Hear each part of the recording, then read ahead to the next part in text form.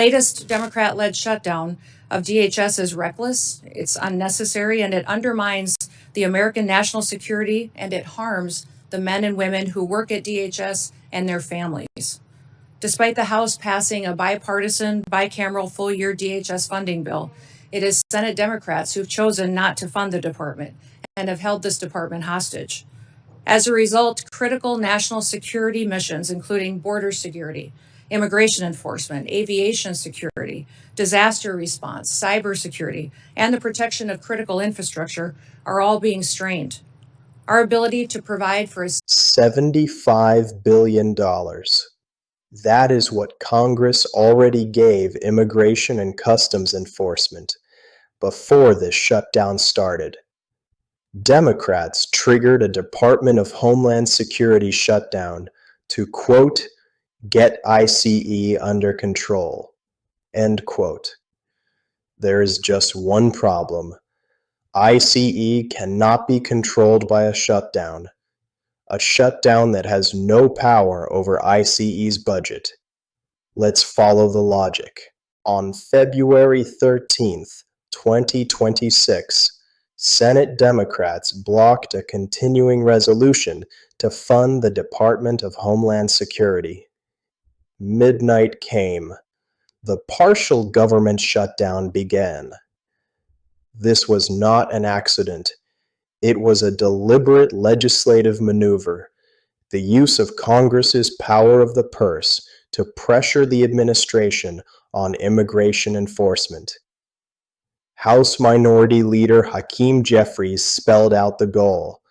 He said Democrats needed to, quote, get ICE under control, end quote.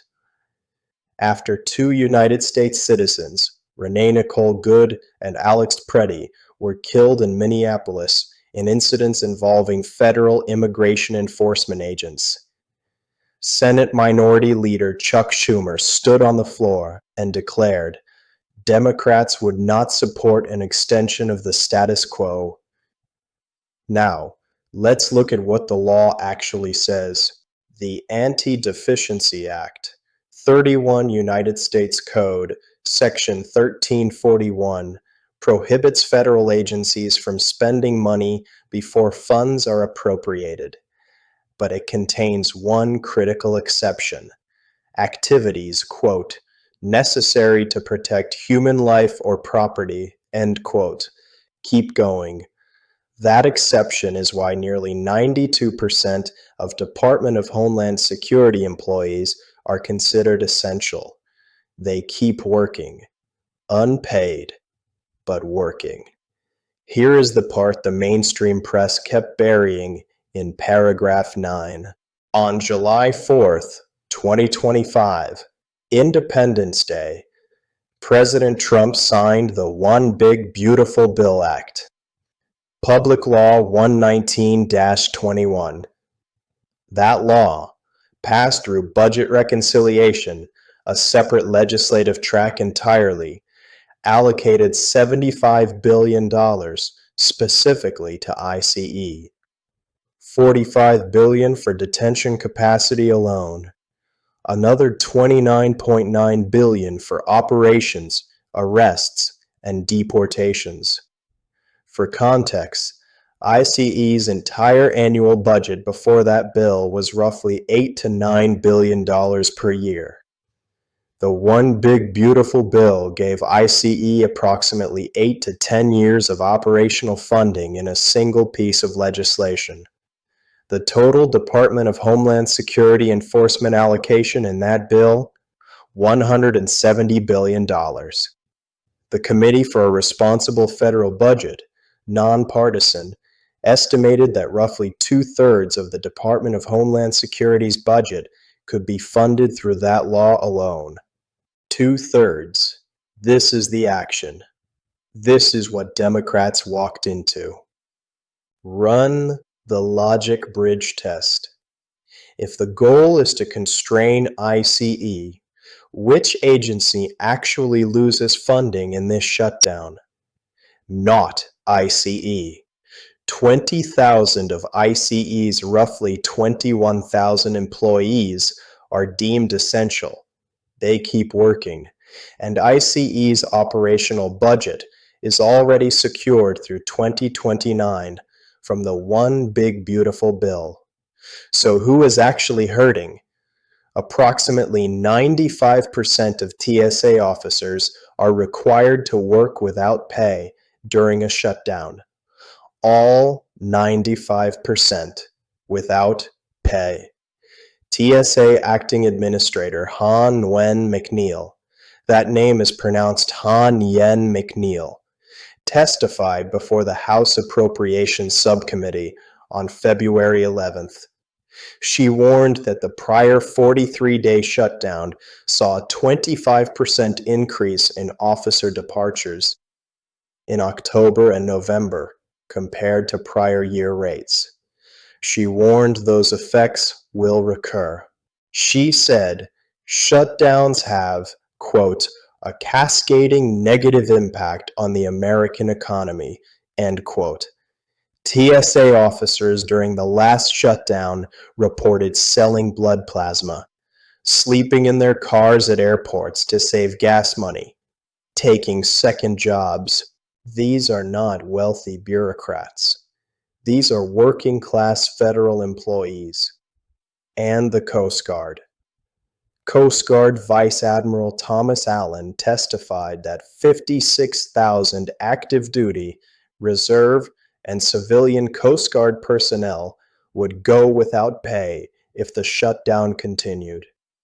Democrats triggered a shutdown to stop ICE. The people absorbing the pain are TSA officers and Coast Guard families. Here is how the mainstream press framed this story. PBS NewsHour, that's the public broadcasting service. Democrats pushing to get ICE under control with DHS shutdown. CBS News, Democrats demand ICE reforms as DHS shutdown drags on. The Standard frame, Democrats are protecting immigrant communities. The shutdown is the lever. ICE is the target. That frame assumes the shutdown can do what Democrats say it can do. It cannot. Let me bring this home. Hakeem Jeffries said they need to get ICE under control. That is a legitimate policy goal. We will get to why in a moment. But the mechanism chosen cannot achieve the goal. Republican Committee Chairman Mark Amodei, that's spelled Amodei, said it plainly, on the record, at a public hearing. Quote, if we shut down the department over ICE and CBP enforcement actions in Minneapolis, immigration and removal operations will continue. Wall construction will continue. Anything funded by reconciliation will continue. The good work the department does outside of immigration enforcement will come to a screeching halt. End quote. The chairman of the House Appropriations Homeland Security Subcommittee confirmed on the record that Democrats are hitting the wrong target. Senate Majority Leader John Thune said the same thing. ICE was already funded. The shutdown hits FEMA, the Federal Emergency Management Agency, and TSA, not ICE. And ICE's own acting director, Todd Lyons, testified that the shutdown would not significantly affect core immigration enforcement operations. His words, ICE's director, saying the shutdown does not stop ICE. The mainstream press covered the stated goal. It largely skipped the mechanism failure. That is the logic bridge gap. Now I want to do something the mainstream press almost never does. I want to give the strongest counterarguments their full weight, because logic requires it. Counterargument 1. The Minneapolis shootings are real. Renee Nicole Good and Alex Preddy were American citizens. Their deaths are not a talking point. They are a genuine tragedy. The public demand for accountability is legitimate. Even if the shutdown mechanism cannot achieve it, the underlying grievance may be substantively valid. That needs to be said clearly. Counterargument 2.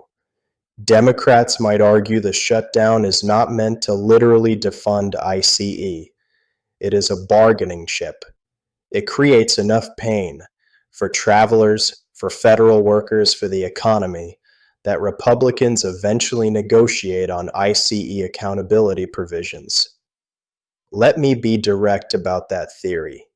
It is a valid political strategy only if you are willing to tell TSA officers sleeping in their cars that they are the bargaining chips. That is the honest version of the argument. I have not heard a Democrat make it that honestly. Have you? Counterargument 3, and this one deserves serious weight. The nonpartisan Cato Institute made this point directly. By shifting nearly $171 billion of Department of Homeland Security enforcement spending into the reconciliation process, outside annual appropriations, Republicans short-circuited the system of checks and balances that normally constrains executive power. Congress's annual power of the purse is supposed to be the restraint. Republicans removed it for immigration enforcement. Democrats are responding with a shutdown precisely because reconciliation foreclosed their other options. That Cato Institute argument is legitimate constitutional criticism of the one big beautiful bill. It does not rescue the shutdown strategy as a practical matter, but it tells us that the underlying structural problem is real. Both parties have contributed to it. Here is the principle at stake. The Antideficiency Act and Article 1's Appropriations Clause exist because the founders understood that executive power unchecked by the purse becomes dangerous. That principle applies in both directions. When Congress uses mandatory reconciliation spending to insulate enforcement operations from future legislative correction, that is an erosion of the very check the founders designed.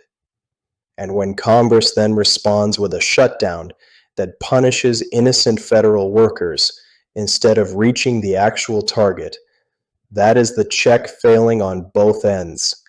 The system is under strain. The logic gap is bipartisan. Let me bring this home. 2 American citizens are dead. A community is in pain. A demand for accountability is real. And Democrats chose a mechanism to express that demand, a government shutdown targeting the Department of Homeland Security that structurally cannot reach the agency they want to hold accountable. Instead, it reaches TSA officers who cannot pay their rent, Coast Guard families going without paychecks, federal employees who had nothing to do with Minneapolis, and ICE, pre-funded at $75 billion through 2029, keeps operating. That is the logic failure, not a partisan one, a mechanical one. The lever does not connect to the gear. The mainstream press gave you the stated goal. Logic Bridge gives you the mechanism. Because in a democracy, knowing the difference between those two things is not optional. I'm John Bray. This is Logic Bridge. Check your logic before you check your politics.